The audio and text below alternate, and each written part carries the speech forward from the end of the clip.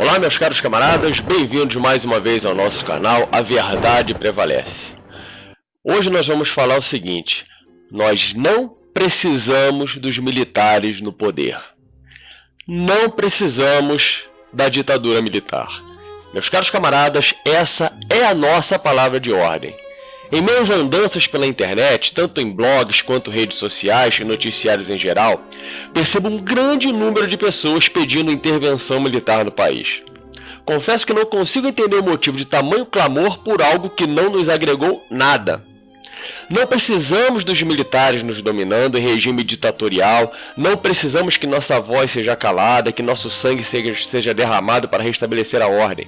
Os militares têm como função prioritária defender o Brasil de ataques externos, apoiar eventualmente ações policiais críticas e, em alguns casos, campanhas importantes de cunho social. E pronto! Quem disse que no tempo do militarismo tudo eram flores?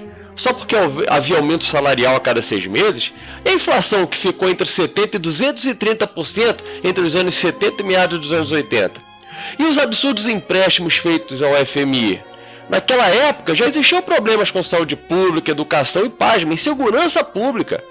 Eu era criança no final dos anos 70 e início dos 80 e minha família morria de medo dentro de casa. Em 1982, nossa casa foi invadida por bandidos que, graças a Deus, não conseguiram levar nada porque acordamos de madrugada, então eles fugiram. Quem estava no governo? Os militares. Em 1979, meus tios foram passar férias em Salvador, na Bahia. Logo de cara foram assaltados. Quem estava no governo? Os militares. Cadê a segurança pública? Ah, mas tinha os hospitais públicos. E daí? Já naquela época morriam pessoas aos montes, filas e mais filas para atendimento, tal qual temos hoje. E educação. Já naquela época também se criticava o ensino público, que perdia de goleada para o ensino particular. Isso sem falar das milhares de piadas feitas tanto em programas de TV quanto em músicas, falando além desses problemas também de corrupção. Já ouviram aquela música? Se gritar, pega ladrão, não fica um, meu irmão. Pois é, fala claramente de corrupção no alto escalão da sociedade, inclusive políticos. Querem mais? Então vamos lá. Ainda para quem ainda acha que no regime militar não havia corrupção, veja alguns nomes então, vai. Fernando Collor de Mello. Hoje aliado do PT, seu nome está lá na famosa lista de Janot, com vários carros de luxo em sua mansão. Mas vamos um pouco mais no passado. Sofreu impeachment em 1992 por corrupção em seu governo presidencial. Mas vamos voltar mais um pouco. Foi prefeito biônico de Maceió, lá em Alagoas. O que é prefeito biônico? É o prefeito, é um cargo, né? Pode ser prefeito ou governador. É um cargo nomeado diretamente pelos militares. Isso no ano de 1979, quando ele foi prefeito de Salvador, de Maceió, perdão. Vai dizer que naquela época ele era santo? Tá bom. Inclusive hoje eu tomei café aqui com o Mickey Mouse aqui em casa, ele veio me visitar, né?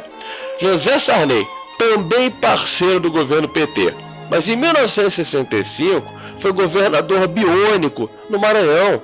Na verdade o cara é dono do Maranhão, né? Sem contar que foi presidente do extinto PDS, uma espécie de pseudo-evolução do militarista Arena, de onde saiu de forma oportunista para o PMDB, no qual foi presidente da República. Assumiu com a morte do Tancredo, que era vice, em 1985. E o resto todos sabem, governo catastrófico. Também é mestre em maracutaias com dinheiro público. O Sarney é um câncer na política brasileira. Um câncer. Paulo Maluf, Deus me livre. Esse é mestre da cara de pau e mega engambelador. Se o Lula é bico doce de um lado, esse não fica nem um pouco para trás. Sempre envolvido com maracutaias em obras públicas, hoje é procurado pela Interpol e não pode nem pensar em sair do Brasil. Recentemente foi condenado na justiça francesa por lavagem de dinheiro. Prefeito e governador biônico, ele foi ambos. Já naquela época ditatorial, se envolveu em escândalos de corrupção, como o caso Lufthansa, envolvia até a mulher dele. Ah, e só para lembrar, hoje também é parceiro do governo PT, pelo PP, partido que também faz parte da pseudo-evolução do antigo Arena. E existem outros casos clássicos, mas a gente vai falar disso, vai falar desses casos em outros posts, em outros vídeos que a gente vai estar postando aqui. Mas o recado está dado, gente. Ditadura militar não é sinônimo de ficha limpa e nem de sistema sem corrupção. Muito pelo contrário. Um grande abraço, meus caros camaradas, e reflitam bastante sobre esse tema. Até a próxima, se Deus quiser.